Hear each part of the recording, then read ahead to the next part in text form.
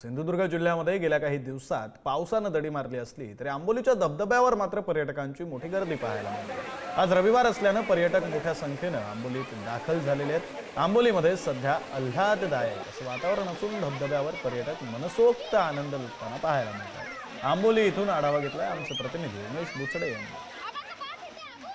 कोकणामध्ये वर्षा पर्यटनाला सध्या बहर आलेला आहे। आपण आहोत या आंबोलीच्या ठिकाणी। आंबोलीच्या ठिकाणी आपण हा जो धबधबा पाहत आहोत, माझ्या मागे जो धबधबा आहे तो मुख्य धबधबा आहे।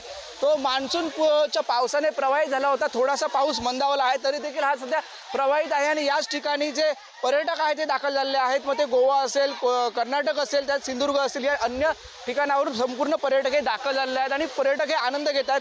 इथे आपण पर्यटक जे आहेत ते आपल्या इथं निसर्ग सौंदर्याचा आनंद घेतात।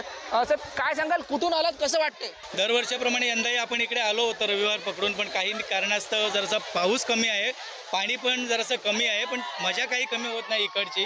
कारण आंबोली घाट म्हटलं की कोकणातला सर्वात प्रसिद्ध घाट असा आपला मानला जातो, जेणेकरून गोवा म्हणा, कर्नाटका म्हणा, जे आजूबाजूचे जे आपले जे पर्यटक आहेत ते प्रामुख्याने इकडे येतात। मला तर बरं मज्जा वाटली, फक्त भीती वाटते वरती जायला, पण लोकांना बघून असं वाटतं की जायचं वरती, उत्साह वाटतो।